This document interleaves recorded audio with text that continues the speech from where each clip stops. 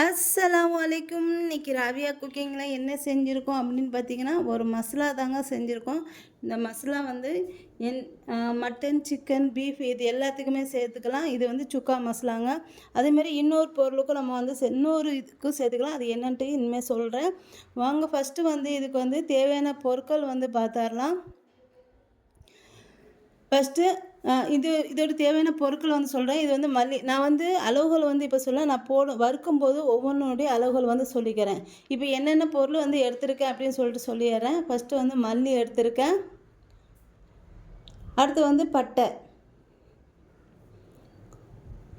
அடுத்து மிளகு எடுத்திருக்கேன். அடுத்து வந்து கசகசா எடுத்திருக்கேன். அடுத்து கொஞ்சம் கல்பாசி, அடுத்து வந்து ஜீரகம், அடுத்து வந்து கிராம்பு, அடுத்து வந்து ஏலக்காய் எடுத்திருக்கேன். அடுத்து வந்து மிளகாய் வத்தல் கூட போட்டுக்கலாம். நான் வந்து வீட்டில் ரெடி பண்ண மிளகாத்தூளுங்கிறதுனால நான் இதை வந்து எடுத்திருக்கேன். அடுத்து வந்து ஜாதிக்காய் வந்து ஒன்று எடுத்துருக்கேன். ஒன்று ஃபுல்லாக எடுக்காதீங்க. இதில் வந்து ஒரு கால்வாசி எடுத்துக்கோங்க. கால்வாசி அடி கொஞ்சம் அதிகமாக ஜாதிக்காய் வந்து உடச்சி எடுத்துக்கோங்க. இப்போ இதோடைய நான் வந்து சோம்பு வந்து சேர்த்துக்க போகிறேன். சோம்பு எடுத்திருக்கேன். இங்கே பாருங்கள், சோம்பு. இப்போ இது எல்லாத்தையும் ஒன்று ஒன்றா வறுத்துக்கலாம். நம்ம வந்து ஃபஸ்ட்டு ஒரு பேன் வச்சுருக்கேன். இந்த பேன் நல்லா காஞ்சதுக்கப்புறம் இதில் ஒரு 150 கிராம் மல்லி வந்து சேர்த்துக்கிறேன். இதை மீடியம் ஃப்ளேமில் வச்சு நல்லா வாசனை வர அளவுக்கு நல்லா மல்லியை வந்து நல்லா வறுத்துடணும். அதாவது சூடு மட்டும் ஏறக்கூடாது. மல்லியை வந்து நல்லா வறுத்துக்க, கொஞ்சம் கலர் சேஞ்ச் ஆகணும், அந்த அளவுக்கு வறுத்துக்காங்க. இது நல்லா வறுத்ததுக்கப்புறம் இது வறுத்து முடிச்சுட்டு அதுக்கப்புறம் இதில் வந்து கசகசா வந்து சேர்த்துக்கணும். ஸ்டவ் ஆஃப் பண்ணிவிட்டு கசகசா வந்து சேர்த்துக்கோங்க. இந்த மசாலா வந்து பிரியாணி கூட போட்டுக்கலாங்க. நம்ம பிரியாணி செய்யும்போது ஒரு 2 ஸ்பூன் போட்டிங்கன்னா பிரியாணி வந்து நல்லா வாசமாக நல்லா டேஸ்ட்டாக இருக்கும். இப்போ வருங்க, கசகசா வந்து சேர்த்துட்டேன். கசகசா சேர்க்கும்போது ஸ்டவ் ஆஃப் பண்ணிடணும். இப்போ கசகசா எல்லாத்தையும் பாருங்கள், மல்லி வந்து இந்த அளவுக்கு நல்ல கலர் சேஞ்ச் ஆகிருக்கு. இந்த அளவுக்கு வறுத்து எடுத்துக்கணும் மல்லியை வந்து. இப்போ இதை எடுத்து வச்சிடலாம். அடுத்து வந்து மிளகு சேர்த்துக்கிறேன். மிளகு எவ்வளோ சேர்த்துக்கிறேன்னா ஒரு 25 கிராம் மிளகு வந்து சேர்த்துக்கிறேன். இதையும் மீடியம் ஃப்ளேமில் வச்சு வறுத்துக்கோங்க. இந்த மசாலா வேறு எதுக்கு போடலான்னா, நம்ம தேங்காய் சாதம், அதாவது தேங்காய் சோறு வந்து இப்போ பண்ணுவோம். மசாலா சேர்த்து நம்ம தேங்காய் சோறு பண்ணுவோம். அந்த சோத்துக்கு வந்து இது வந்து 1 ஸ்பூன் போட்டிங்கன்னா அவ்வளோ நல்லாயிருக்கும். இப்போ பாருங்கள், மிளகு வறுத்து எடுத்தாச்சு. அடுத்து ஜீரகம் எவ்வளோ எடுத்திருக்கேன்னா 30 கிராம் ஜீரகம் வந்து எடுத்திருக்கேன். இதையும் மீடியம் ஃப்ளேமில் வச்சு நல்ல ஜீரகத்தை வந்து வறுத்துக்காங்க. ஒரு சிலர் வந்து இந்த மசாலா வந்து பொரியலுக்கு கூட போடுவாங்க. நம்ம காய்கறி பொரியல் செய்வோம் பார்த்திங்களா, அதுக்கு வந்து ஒரு 1/4 ஸ்பூன் இது போட்டால் ரொம்ப நல்லா இருக்கணும் அப்படின்னு சொல்லுவாங்க. நான் இதுவரை செஞ்சதில்லை. நீங்கள் வேணால் இந்த மாதிரி செஞ்சிங்கன்னா அது வந்து ட்ரை பண்ணி பாருங்கள். இப்போ பாருங்கள், ஜீரகம் நல்லா வறுத்துட்ருக்குது. அதாவது மீடியம் ஃப்ளேமில் வச்சு எல்லா பொருளையும் வறுத்துக்கோங்க. இப்போ ஜீரகத்தை வந்து எடுத்துடலாம். அடுத்து வந்து பட்டை நான் எவ்வளோ எடுத்திருக்கேன்னா 10 கிராம் பட்டை வந்து எடுத்திருக்கேன். இந்த பட்டையை வந்து பெரிய பட்டை, அதாவது இந்த பெரிய பட்டைன்னு பெருசாக ஒன்று வரும் பார்த்திங்களா, அது வந்து ஒரு 5 கிராம். இந்த சுருள் பட்டைன்னு சொல்லுவாங்க பார்த்திங்களா, அது ஒரு 5 கிராம். 2 சேர்த்து 5 கிராம் நான் வந்து எடுத்திருக்கேன். இதையும் என்ன செய்யணும், மீடியம் ஃப்ளேமில் வச்சு நல்லா வறுத்துக்கோங்க. கரிஞ்சிடாமல் வறுத்துக்கணும். நல்லா சூடு ஏறிடணும். பாருங்கள், இது நல்லா வறுத்தாச்சு. இப்போ இதை வந்து எடுத்துடலாம்.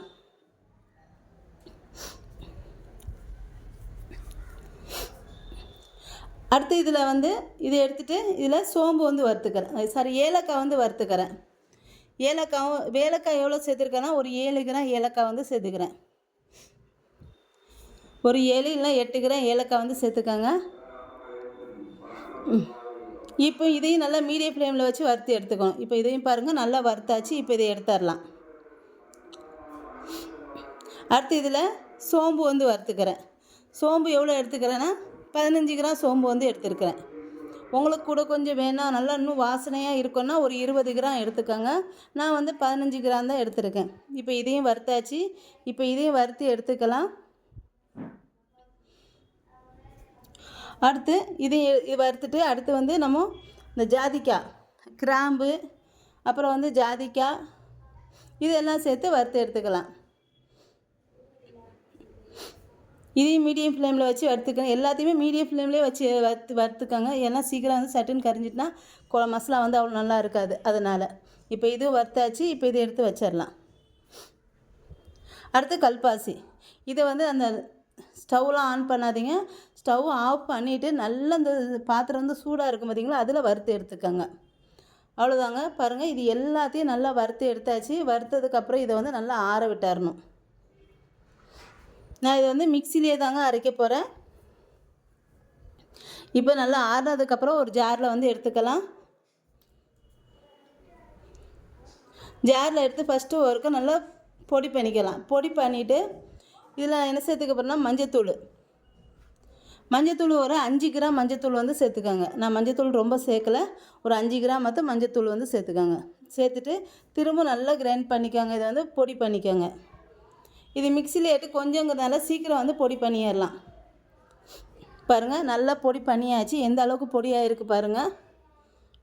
அவ்வளோதாங்க. மசாலா எல்லாத்தையுமே இந்த மாதிரி கொஞ்சம் கொஞ்சமாக ஜாரில் போட்டு பொடி பண்ணி எடுத்துக்கணும்.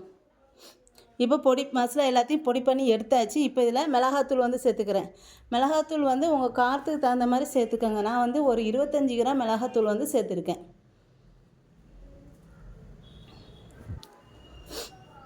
இப்போ இதை எல்லாத்தையும் நல்லா மிக்ஸ் பண்ணிக்கோங்க. அவ்வளோதாங்க. சுக்கா மசாலா வந்து ரெடி ஆகிடுச்சு. இது பொரியல், பிரியாணி, அப்புறம் வந்து மட்டன், பீஃபு, சிக்கனு எல்லாத்துக்குமே சேர்த்துக்கலாம். அப்புறம் தேங்காய் சாதத்துக்கும் சாப்பாட்டுக்கும் நம்ம தேங்காய் சோறு செய்வோம், மசாலா போட்டு அதுக்கும் செஞ்சு சேர்த்துக்கலாம். ரொம்ப சூப்பராக இருக்குங்க. கண்டிப்பாக நீங்களும் ட்ரை பண்ணி பாருங்கள்.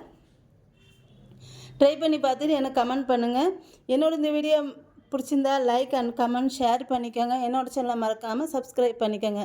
சூப்பரான சுக்கா மசாலா வந்து ரெடி ஆகிடுச்சு.